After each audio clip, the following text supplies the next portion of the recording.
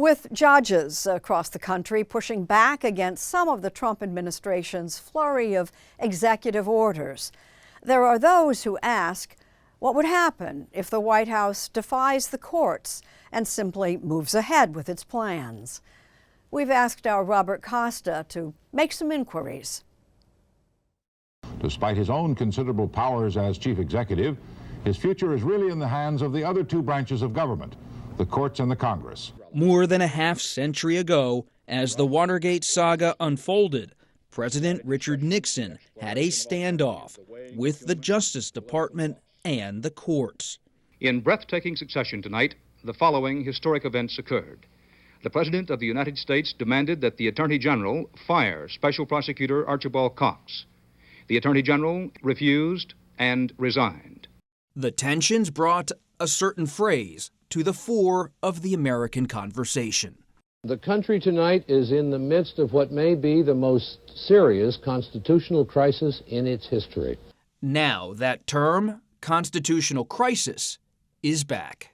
We're headed toward a constitutional crisis. We're fast-barreling towards a constitutional crisis. Many Democrats are sounding the alarm about President Donald Trump's use of executive power. The actions that Musk and his IT goons have taken they're illegal. Full pardon. And some fear that Trump, who has shattered norms and who worked relentlessly to try to overturn the 2020 election, cannot be counted on to follow the courts. I've been asked so many times, aren't you uncomfortable with this? No, I'm not. Most Republicans are shrugging off talk of a crisis. In fact, many are cheering as Trump overhauls the Justice Department and FBI, works with Elon Musk to fire thousands of federal employees, and signs piles of executive orders. Ooh, that's a big one. Making sense of this moment is tricky, but looking to history can be a good place to start. You cannot talk about the Constitution enough. Jeffrey Rosen runs the nonpartisan National Constitution Center in Philadelphia. What is a constitutional crisis? If the president refuses to carry out an authoritative opinion of the Supreme Court. It's never happened before in American history. Andrew Jackson threatened to ignore the court, but he didn't. And no president has ever defied the court. So far, President Trump hasn't either. The Supreme Court has never been defied? You haven't had an authoritative order that a president's refused to carry out. These days, Trump's attorneys are busy appealing lower court decisions that have tried to rein him in.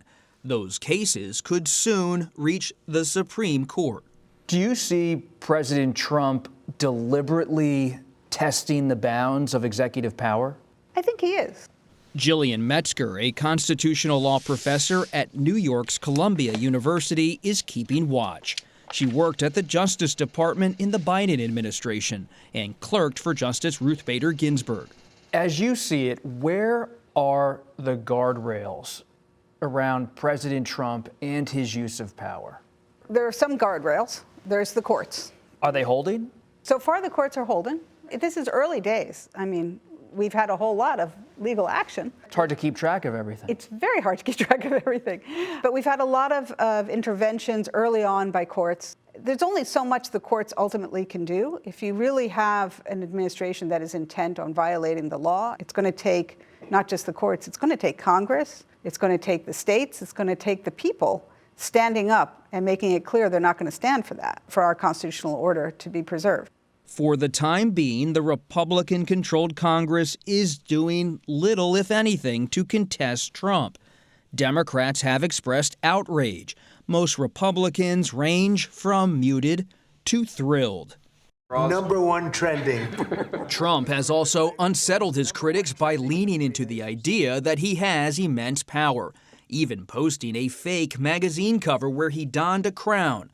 On social media, he has quoted this line from a film about the French Emperor Napoleon. "He who saves a nation violates no law." What does it say to you when a president puts that out there? Truthfully, I really don't know what to make of some of the stuff on social media from Trump or from Musk or from others. It seems to be aiming for some kind of shock value. Don McGahn, who was White House counsel in Trump's first term, says he sees a president who is generating headlines, not a crisis. Do you believe he's testing the bounds of executive power or not? I think you can make that argument. He certainly is doing it in a way that is very open, very transparent, very in your face. There doesn't seem to be a lot of secret memos telling people what to do. It seems that he is certainly doing it wide open in a way that lets people see. I think he certainly is pushing the envelope, and I think he's doing it in a way where I think he has much more solid legal authority to do so than I think a lot of people realize. What's your message to Americans who are feeling whiplash with everything that's happening? Calm down. That's my message. Calm down. It's a process. It's a lot of paper. It's a lot of executive orders. It's a lot of hype. There's a process in place. People are going to go to court. Courts will sort it out. Congress can help sort it out. We'll see what comes out at the end. But this is how our system works.